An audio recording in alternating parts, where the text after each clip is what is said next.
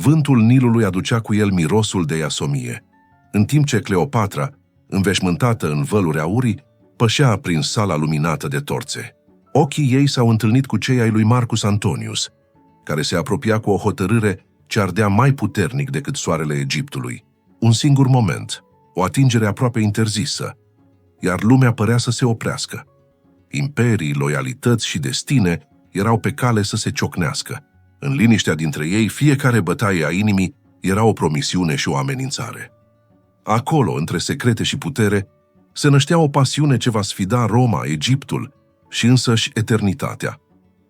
Soarele începea să se scufunde în apele aurii ale Nilului, împrăștiind o lumină caldă peste Alexandria. Cleopatra stătea pe terasa palatului, cu ochii pierduți în valurile care se unduiau ușor sub adierea serii.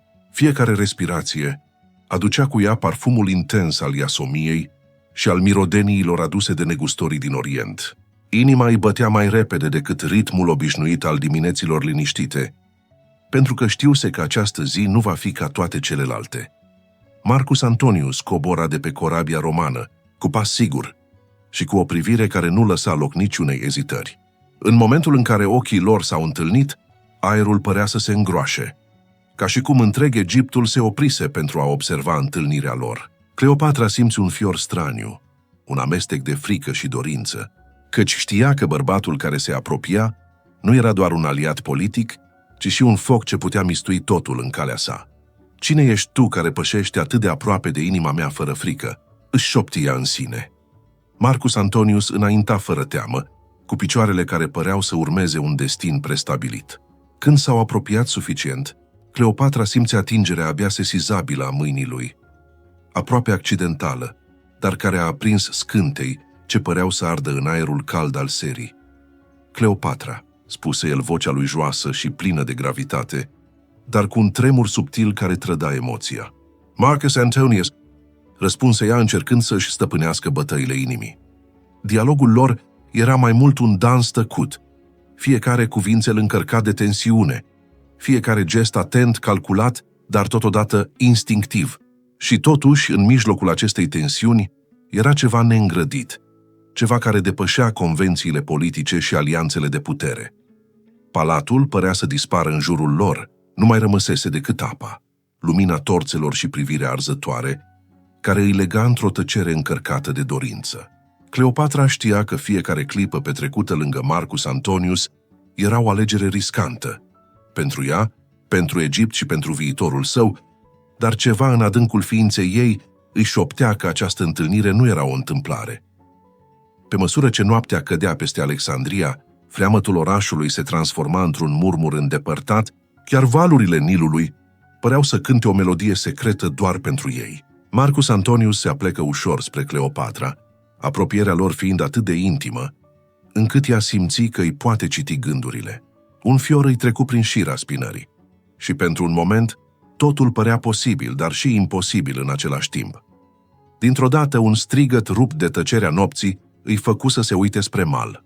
Soldații egipteni alergau către palat, iar o veste gravă ajunse la urechile lor.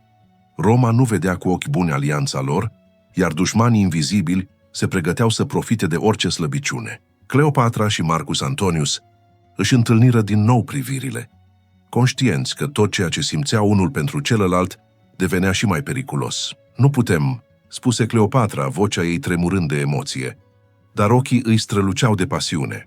"Și totuși," șopti Marcus Antonius, înclinându-se spre ea.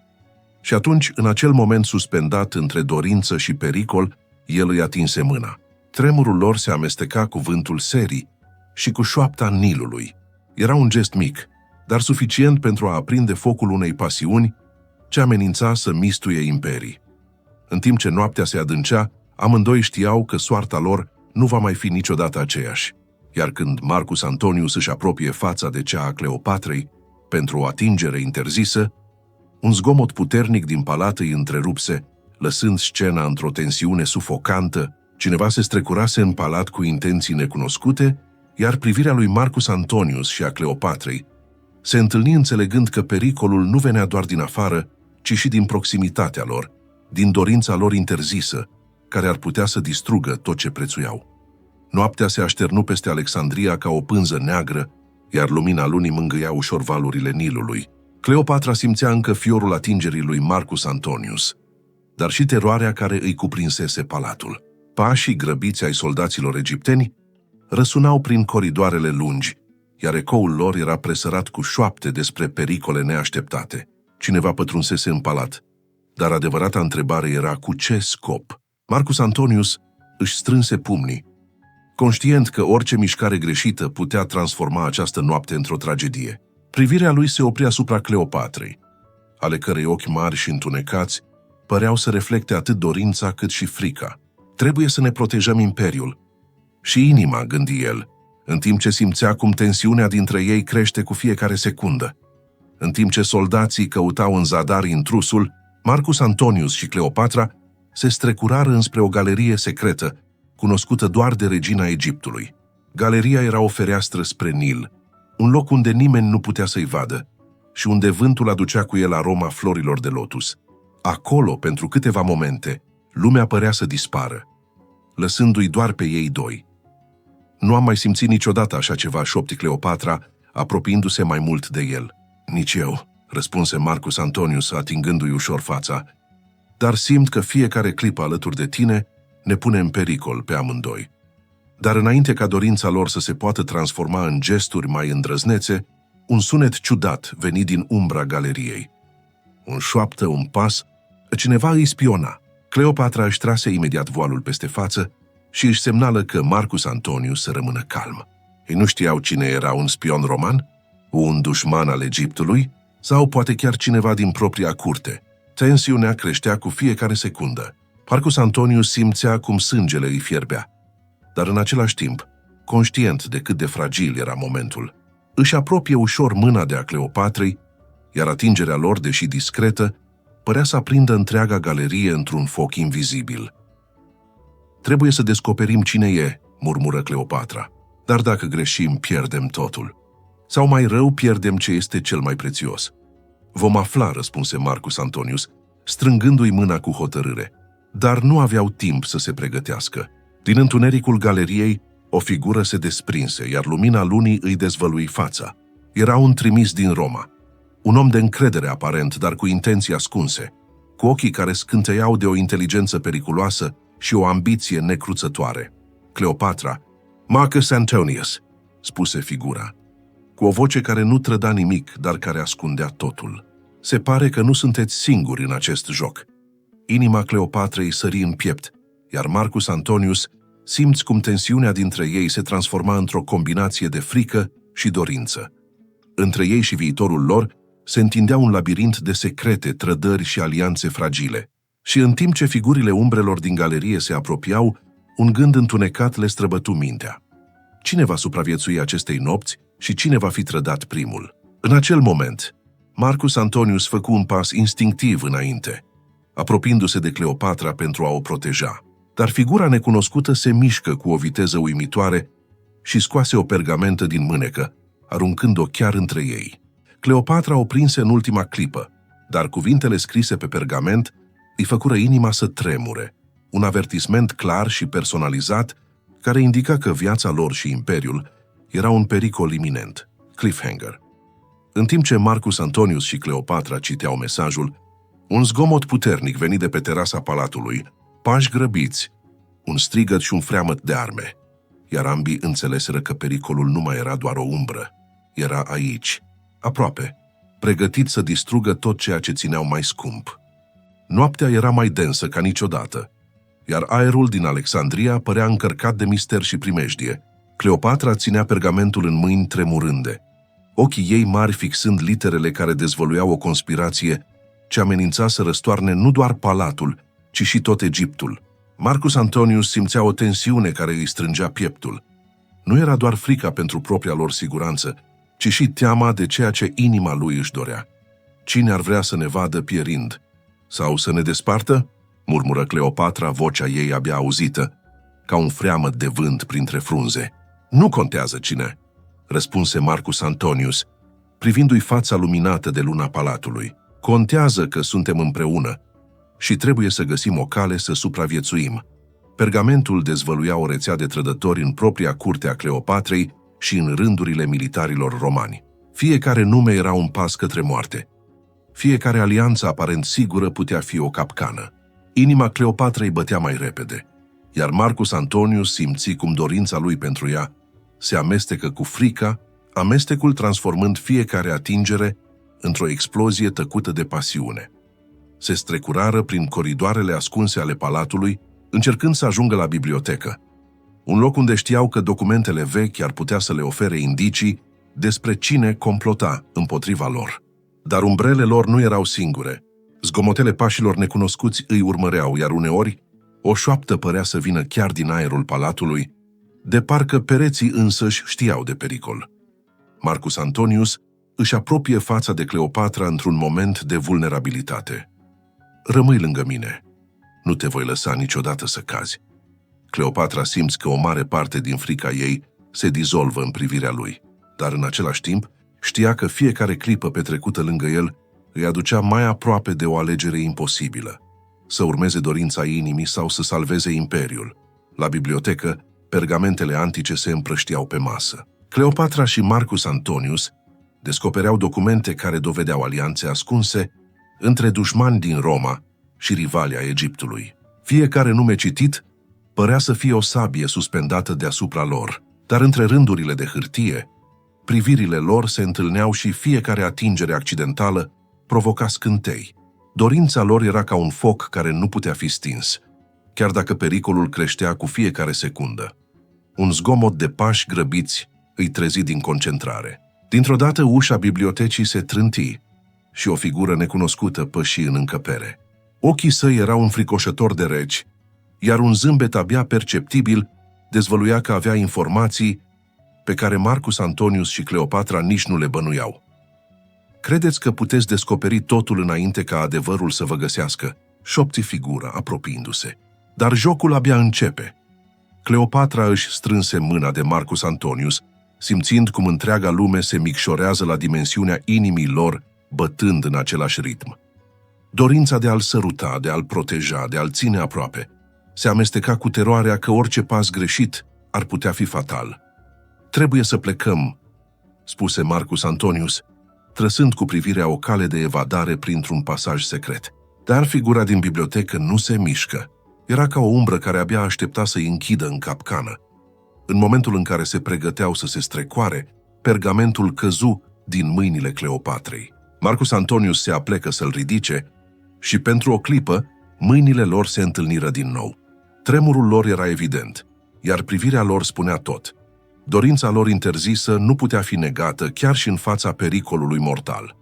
Dar atunci, un zgomot puternic din coridorul principal îi opri în loc. Pașii se apropiau rapid, iar umbra bibliotecii părea să se miște ca o creatură vie, pregătită să le frângă orice speranță. În ultima clipă, când Marcus Antonius și Cleopatra se pregăteau să fugă prin pasajul secret, figura misterioasă dezvăluie o armă ascunsă, iar un tunet de metal izbucni în încăpere. Inima Cleopatrei sări în piept. Cine va fi primul lovit? Iar cine va supraviețui nopții ce abia începea? Pasul inamic se apropia cu o rapiditate înfricoșătoare, iar inima Cleopatrei bătea atât de tare, încât Marcus Antonius o auzea parcă în fiecare bătaie a aerului. Privirile lor se întâlniră și, fără să rostească un cuvânt, înțeleseră că orice ezitare putea fi fatală. Pasajul secret se află la doar câțiva pași distanță, dar umbrele palatului păreau să se înmulțească cu fiecare secundă, ca și cum pereții ar fi fost vii. Cleopatra, trebuie să mergem acum, șopti Marcus Antonius, trăgând-o ușor spre întuneric. Dar înainte să apuce să se strecoare, figura misterioasă din bibliotecă se contorsionă și ridică arma pregătită să tragă. Marcus Antonius reacționă instinctiv. Se aruncă în fața Cleopatrei, primind brusc o durere violentă în umăr. Focul dorului, amestecat cu teroarea de a o pierde, îl făcu să simtă cum sângele îi fierbe în vene. Cleopatra țipă și încercă să-l ajute, dar nu era suficient. Umbrele erau prea aproape, iar inamicul mult prea rapid. Marcus, strigă ea lacrimile, adunându-se în colțul ochilor, dar în acel moment, un zgomot surd răsunară în coridorul secret. Un grup de soldați credincioși Cleopatrei apărură din întuneric atacând brusc figura necunoscută. Luptele izbucniră, iar focul inimii lor, intens și necontrolat, se amestecă cu frica și adrenalina. Marcus Antonius, încă slăbit de rană, simți cum mâinile Cleopatrei îl sprijină, iar atingerea lor părea să-l vindece temporar, ca prin magie. În mijlocul haosului, Cleopatra și Marcus Antonius reușiră să fugă printr-o ușă secretă, ieșind în curtea interioară a palatului. Aerul nopții le atinse pielea, iar parfumul iasomiei și al florilor de lotus se amestecă cu mirosul fumului și al prafului de pușcă. Își țineau mâinile strâns, ca și cum dacă le-ar fi slăbit, totul s-ar fi prăbușit. Trebuie să plecăm din Alexandria, murmură Marcus Antonius cu vocea tăiată de durere și emoție. Dacă rămânem, vom muri. Dar unde vom merge? Întrebă Cleopatra. Inima ei sfâșiată între dorință și responsabilitate. Își continuară fuga prin labirintul străzilor întunecate ale orașului, ghidați doar de lumina lunii și de instinct. În fiecare colț se ascundeau umbre, fie spioni, fie soldați trădători. Fiecare zgomot le făcea inima să sară, fiecare privire de dincolo de zidurile înalte părea să fie o amenințare. Într-un final, ajunseră pe malul Nilului, unde o corabie discretă aștepta, pregătită să-i transporte departe de Alexandria. Marcus Antonius își trase Cleopatra aproape și, pentru un moment, totul părea să se oprească. Își atinse ușor fața ei, privindu-i ochii mari și plini de teamă și dorință. Voi proteja inima ta, Cleopatra, șopți el, chiar dacă totul în jurul nostru se prăbușește. Cleopatra simți cum inima îi tremură, dorința lor interzisă. Intensitatea pericolului și apropierea inevitabilă a separării făceau ca fiecare atingere să fie atât un balsam cât și o tortură. În timp ce se urcau în corabie, auzi un foșnet din apropiere. Umbrele Alexandria nu îi părăsiseră, iar vocea amenințătoare a figurii misterioase răsuna ca o fantomă în noapte. Pe măsură ce corabia începea să plutească, valurile Nilului reflectau lumina lunii, transformând apa într-o pânză strălucitoare și periculoasă. Cleopatra și Marcus Antonius se țineau strâns, simțind că fiecare val îi apropie de libertate, dar și de un viitor incert. În timp ce se aflau pe Nil, o săgeată venind din întunericul malului lovește corabia aproape de Cleopatra. Săgeata nu era doar un semnal de avertizare. Era începutul unei urmăriri care avea să le pună la încercare nu doar iubirea, ci și loialitatea și curajul lor. Nilul strălucea sub lumina lunii, dar liniștea apei era doar o iluzie. Cleopatra și Marcus Antonius se aflau pe corabia care plutise departe de Alexandria. Însă umbrele pericolului îi urmăreau. Săgeata care lovise aproape corabia nu fusese un semn întâmplător. Cineva știa unde se află, cineva care avea de gând să-i prindă și să-i forțeze să se predea sau să moară. Cleopatra își strânse mâna de Marcus Antonius, simțind cum tensiunea dintre ei se transformă într-o energie pură. Fiecare atingere părea să aprindă un foc interzis, un dor ce nu putea fi ignorat. Marcus, murmură ea, vocea tremurând de emoție și frică. Crezi că vom scăpa? Vom scăpa, răspunse el, dar privirea lui arăta că nu era sigur. Dar trebuie să fim vigilenți. Orice greșeală poate fi fatală. Valurile se unduiau sub corabie, iar zgomotul apei adăuga o tensiune aproape insuportabilă. Marcus Antonius își trase Cleopatra aproape, iar în acel moment distanța dintre ei părea să dispară. Respirațiile lor se amestecau, ochii lor se întâlneau, iar dorința devenea aproape palpabilă. Dar realitatea era nemiloasă. Pericolul era încă prezent, iar inamicul lor se apropia. Dintr-o dată, o figură a apărut pe malul îndepărtat, urmărindu-i cu o barcă mai mică. Marcus Antonius observă imediat mișcarea și trase sabia, pregătit să apere corabia și pe Cleopatra cu prețul vieții sale. Fiecare secundă părea să se întindă în eternitate. Cleopatra, ține-te strâns de mine, murmură el, vocea plină de gravitate și dorință. Nu te voi lăsa niciodată să cazi. Fiecare val lovind corabia, fiecare foșnet al frunzișului de pe mal, părea să le amplifice frica. Cleopatra simți cum inima îi bate atât de tare, încât crezu că Marcus Antonius o poate auzi. Dorința de a-i fi aproape, de a-l proteja și de a fi protejată de el, se amesteca cu teama că orice pas greșit ar putea fi fatal.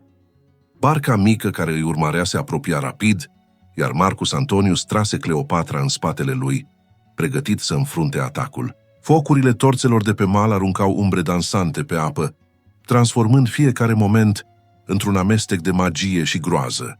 Cleopatra simțea atingerea lui Marcus pe spatele ei, fiecare gest fiind atât de intim, încât aproape o făcea să uite de pericol. Dacă vom supraviețui nopții, promite-mi, șopti ea vocea aproape pierită de vânt. Te voi proteja, indiferent de preț, răspunse el, apropiindu-se atât de mult, încât respirația lor se amesteca, dar chiar în acel moment, barca inamică ajunse aproape, iar o rafală de săgeți începu să lovească corabia. Marcus Antonius ridică Cleopatra în spatele său, protejând-o cu corpul, în timp ce fiecare clipă era o luptă între dorință și supraviețuire. Cleopatra simțe cum fiecare atingere a lui Marcus îi arde pielea și inima, dar în același timp știa că pericolul nu este doar fizic. Fiecare gest, fiecare apropiere ar putea fi ultima lor. În mijlocul haosului, Marcus Antonius o privi în ochi, iar ochii lor păreau să comunice mai mult decât cuvintele. Suntem împreună, vom trece prin asta. Și chiar dacă lumea se prăbușește, dorința noastră va rămâne. În timp ce barca inamică se apropia pentru un atac final, Marcus Antonius își trase sabia și strigă: Cleopatra, ține-te bine! În ultima secundă, când corabia era aproape lovită de o explozie de foc din barca adversarilor, o mână necunoscută se întinse din întuneric și apucă Cleopatra, tragând-o într-o direcție neașteptată. Marcus Antonius rămase blocat pe corabie, ținând sabia strâns, privirea lui plină de furie și disperare. Unde fusese luată Cleopatra? Și cine era acest nou pericol care amenința nu doar viețile lor, ci și dragostea lor? Cleopatra, simți vântul rece al nopții pe față, în timp ce mâna necunoscutului o trăgea prin întunericul abrupt al unei peșteri de pe malul Nilului. Corabia lui Marcus Antonius se pierduse deja în întuneric, iar zgomotul valurilor părea tot mai departe, ca și cum întreaga lume o abandonase. Inima îi bătea atât de tare, încât simțea cum sângele îi pulsează în fiecare colț al trupului, un amestec de teamă și dorință ce îi încălzea sufletul. Nu te speria, spuse vocea necunoscutului, calmă, dar cu o gravitate ce îi trimitea fiori. Nu ți se va întâmpla nimic, dacă vei coopera. Cleopatra își încordă mușchii, gata să reacționeze, dar în același timp simți cum fiecare atingere accidentală a bărbatului care o conducea îi aprindea pielea. Dorința pentru Marcus Antonius era atât de intensă, încât aproape simțea că îi arde între coaste. Unde mă duci? Întrebă ea, vocea tremurând, dar ochii mari strălucind de inteligență și curaj. Aici vei înțelege cine conduce jocul, răspunse el fără a da mai multe detalii.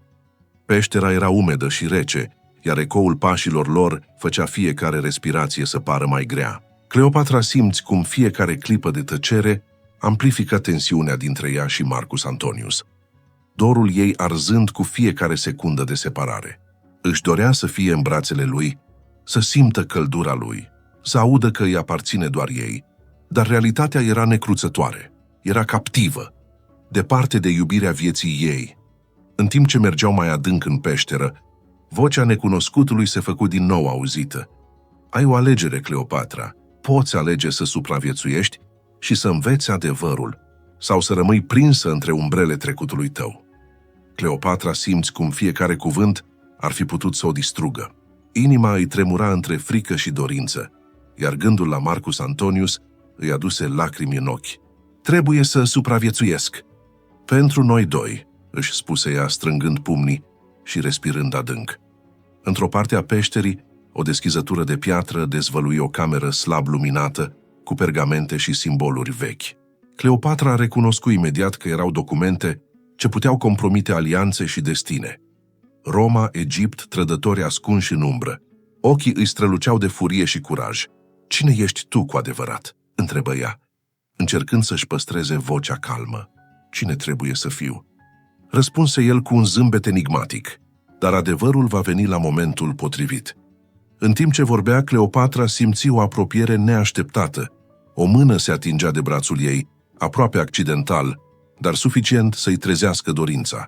Într-o fracțiune de secundă, simți cum focul iubirii pentru Marcus Antonius se transformă într-un amestec periculos de dorință și furie. Trebuie să plec. Gândia cu disperare. Trebuie să-l găsesc pe Marcus Antonius. Trebuie să fim împreună. Dar pe măsură ce se apropia de ieșirea din peșteră, un zgomot surd răsună, iar întunericul părea să se miște ca o creatură vie. Umbrele păreau să se apropie, iar fiecare respirație devenea mai grea, mai tensionată. Cleopatra realiză că nu era doar captivă, ci prinsă într-un joc care putea să-i distrugă atât inima cât și viața. Înainte ca ea să poată reacționa, umbrele din peșteră se contorsionară și două siluete masive apărură din întuneric, blocându-i calea. Cleopatra își trase respirația adânc, simțind cum panica și dorința pentru Marcus Antonius se amestecă într-o tensiune aproape insuportabilă. Cine erau aceste umbre și ce plan aveau pentru ea? Cleopatra simți cum umbrele care îi blocaseră calea se apropiau amenințător. Fiecare pas al lor era calculat. Fiecare mișcare urmărea să o intimideze. Însă inima ei nu bătea doar de frică. Dorința pentru Marcus Antonius ardea înăuntrul ei. Intensă și imposibil de stăpânit. Fiecare atingere imaginată îi făcea pielea să-i freamăte. Iar gândul că bărbatul iubit se afla în pericol, la fel de mare o făcea să simtă că focul din interiorul ei ar putea mistui totul. Cleopatra, șopti vocea necunoscutului din umbră. Nu te teme, dar trebuie să alegi ascultare sau pierdere. Ochii ei mari priveau în jur, încercând să găsească o cale de evadare. Dar umbrele păreau să se întindă peste întreaga peșteră, iar aerul rece și dens făcea fiecare respirație un efort. Cleopatra își strânse pumnii, încercând să-și controleze tremurul. Dar gândul la Marcus Antonius îi făcea inima să sară în piept. Trebuie să fiu puternică, pentru el, pentru noi. Deodată unul dintre umbre ieși înainte, dezvăluind o față cunoscută. Era un apropiat al Cleopatrei, unul despre care crezuse că îi este loial, dar care acum își arăta adevărata față. Trădarea se simți ca un pumn direct în piept, iar Cleopatra simți că fiecare pas al său este urmărit și manipulant. Nu credeam că vei îndrăzni să te apropii, șopti trădătorul, zâmbind cu o cruzime subtilă. Dar ai ales deja și acum vei plăti prețul. În acel moment, Marcus Antonius apăru neașteptat dintr-o galerie laterală a peșterii, cu sabia strălucind în lumina slabă a torțelor. Ochii lui erau plini de furie și dorință, iar prezența lui aduse un val de speranță Cleopatrei. "Cleopatra!" strigă el, alergând spre ea, "nu te voi lăsa să cazi." Însă, înainte ca ei să se poată reuni, trădătorul ridică o armă pregătit să lovească.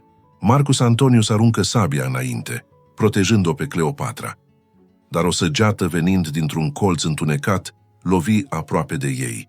Durerea și tensiunea se amestecară cu dorința, făcând ca fiecare atingere dintre ei să fie atât un refugiu, cât și un risc mortal.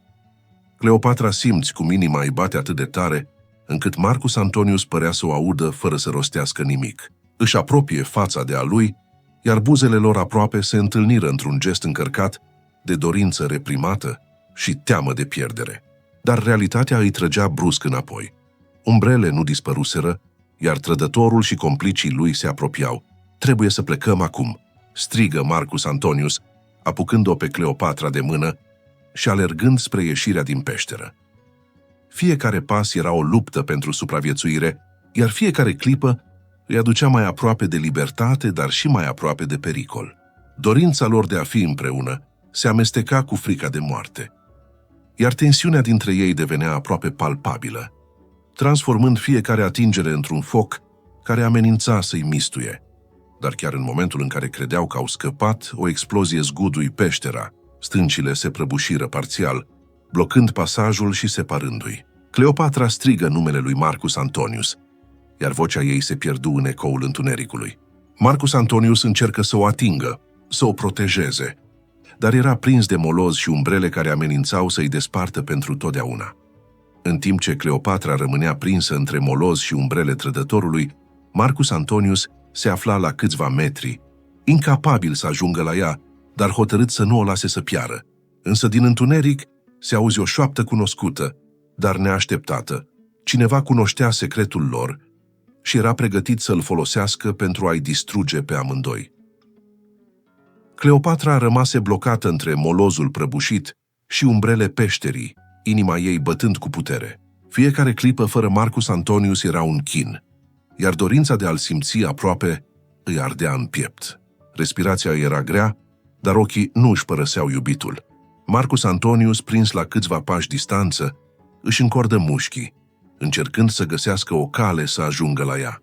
Cleopatra, strigă el, vocea lui răsunând prin întuneric. Rămâi cu mine. Te voi salva. Dar șoapta misterioasă, care răsuna din umbră, îi întrerupse. Credeți că doar dragostea voastră vă va salva? Murmură o voce cunoscută și în același timp străină. Adevărul este mai dur decât orice pasiune. Cleopatra simți un fior rece pe șira spinării. Cine ar fi putut să le cunoască secretele? Și mai ales, cine ar fi pregătit să folosească acest adevăr pentru a-i despărți? Dorința ei de a fi cu Marcus Antonius se amesteca cu teama că tot ceea ce simțea ar putea fi folosit împotriva lor. Marcus Antonius își apropie fața de ea, încercând să-i transmită curaj. Cleopatra, nu te voi lăsa niciodată. Indiferent de umbre, de trădări sau de secretele ascunse, te voi proteja.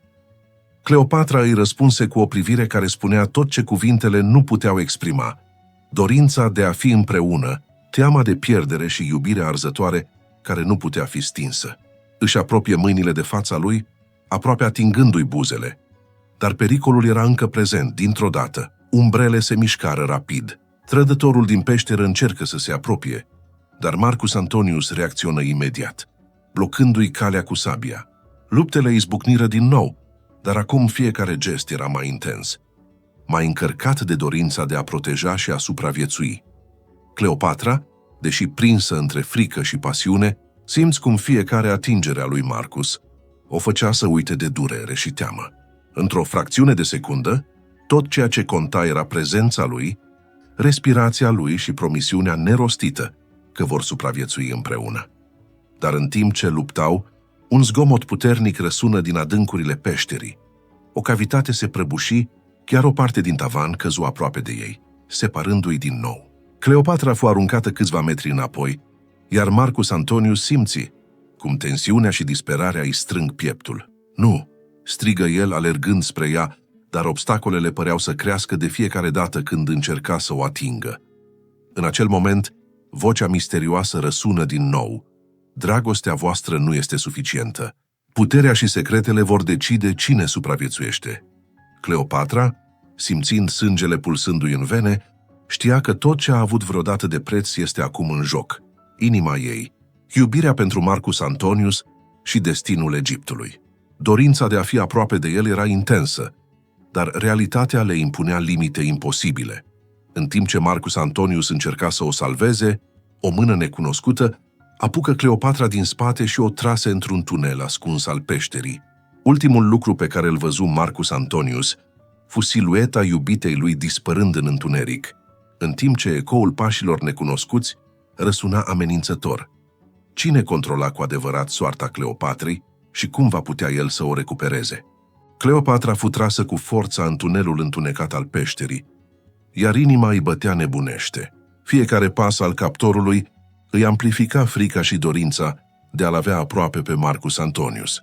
Își strânse pumnii și încercă să-și controleze respirația, știind că orice gest greșit putea să-i coste libertatea sau chiar viața. Nu te teme, murmură vocea necunoscutului, șoptindu-i la ureche. Totul se va dezvălui, dacă vei fi ascultătoare. Cleopatra își întoarse privirea, dar întunericul tunelului nu îi permitea să vadă fețele celor care o conduceau.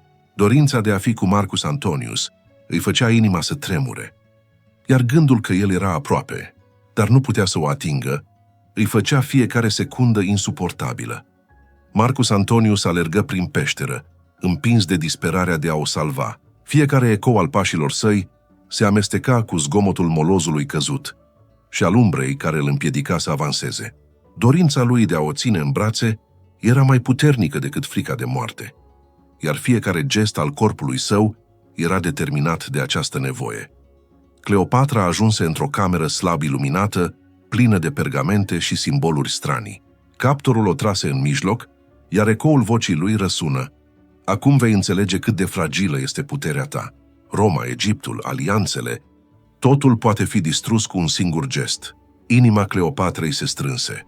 Dorința ei de a-l vedea pe Marcus Antonius, de a-i simți prezența, era aproape dureroasă. Își apropie mâinile de fața lui imaginară, simțind atingerea care lipsea, și simți cum focul pasiunii dintre ei îi arde sufletul.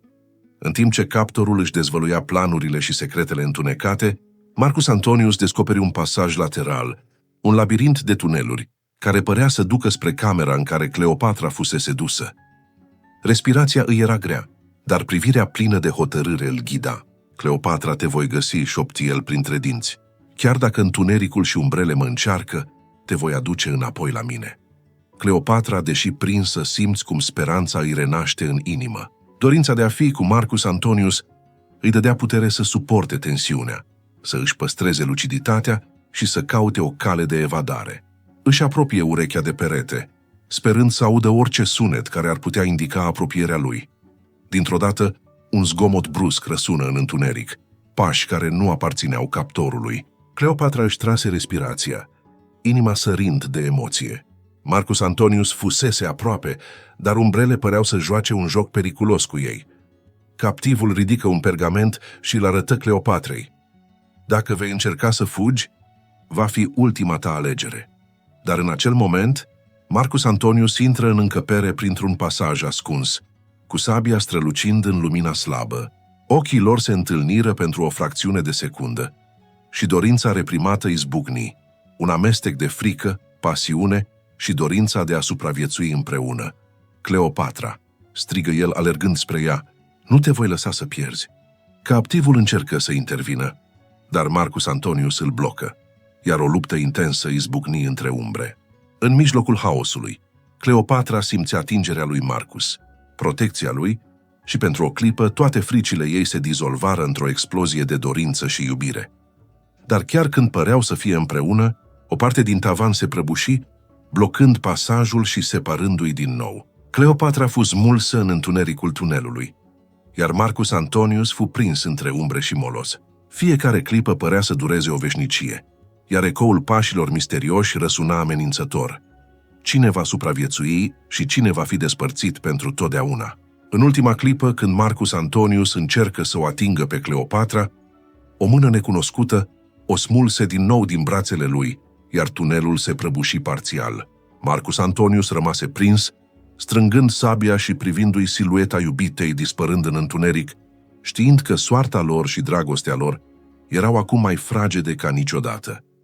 Cleopatra fu trasă prin tunelurile întunecate, dar în adâncul inimii ei simțea prezența lui Marcus Antonius, ca un fir invizibil, care îi ghida pașii. Dorința de a fi cu el era atât de puternică, încât fiecare obstacol părea doar un test al iubirii lor. Într-o parte a peșterii, captorul se opri și ridică o torță, arătându-i simboluri și documente care ar fi putut distruge alianțe și vieți. Aici vei înțelege cine are controlul, spuse el cu o voce rece, dar puterea ta adevărată constă în a alege, supraviețuire sau pierdere. Cleopatra simți cum fiecare secundă fără Marcus Antonius îi arde sufletul. Dorința de a-l vedea, de a-i simți atingerea, de a-l proteja, era atât de puternică încât simți că va exploda. Într-un gest instinctiv, ea își trase mâna aproape de piept, închizând ochii și respirând adânc, gândindu-se la el. Trebuie să-l regăsesc pentru noi doi.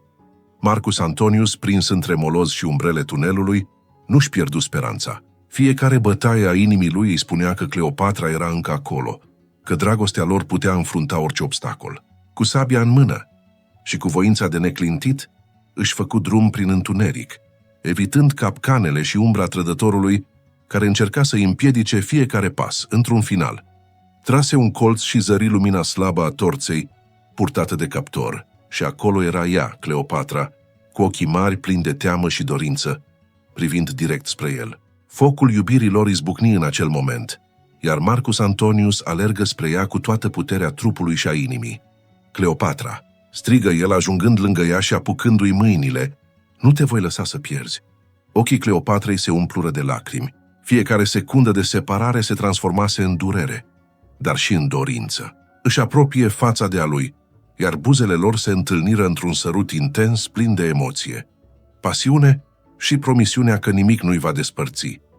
Dar pericolul nu dispăruse complet. Trădătorul încercă să intervină, dar Marcus Antonius, cu o mișcare precisă și curajoasă, îl opri și îl neutraliză, demonstrând nu doar puterea și priceperea sa, ci și devotamentul față de Cleopatra. În timp ce umbrele și capcanele dispăreau treptat, Cleopatra și Marcus Antonius se țineau strâns, simțind că fiecare atingere, fiecare privire, fiecare respirație era un triumf al iubirii lor asupra pericolului. Dorința lor de a fi împreună depășise orice obstacol, iar tensiunea, frica și pasiunea se transformaseră într-o armonie perfectă. Suntem împreună, șopti Cleopatra, cu vocea tremurândă de emoție, și nimic nu ne poate despărți. Întotdeauna, răspunse Marcus Antonius apropiindu-se și mai mult. Indiferent de umbre, de secrete sau de obstacole, te voi proteja și te voi iubi pentru totdeauna. Luminile torțelor aruncau umbre care dansau pe pereții tunelurilor, dar pentru prima dată umbrele nu mai păreau amenințătoare. Ele erau doar martori ai iubirii lor, martori ai curajului și devotamentului care depășește orice pericol. În timp ce ieșeau în lumina dimineții, Nilul reflecta soarele ca o oglindă strălucitoare, iar Cleopatra și Marcus Antonius simțiră că fiecare val care se unduia sub corabie le purta inima împreună, într-o comuniune de dorință, iubire și speranță. Acum putem să ne privim în ochi fără frică, spuse Cleopatra zâmbind, și să ne atingem inimile fără să ne temem, adăugă Marcus Antonius. Și acolo, pe malul Nilului, sub lumina aurie a dimineții, dorința lor se contopi cu destinul lor, iar iubirea lor triumfă peste umbre, pericole și secrete. Fiecare atingere, fiecare sărut, fiecare privire era o promisiune că nimic nu va mai putea să îi despartă. Dacă ți-a plăcut această poveste epică de iubire și suspans, nu uita să te abonezi la canal și să ne lași un comentariu. Spune-ne ce moment ți s-a părut cel mai emoționant și din ce oraș ne urmărești. Dorim să știm cum a trăit fiecare spectator această aventură între Cleopatra și Marcus Antonius.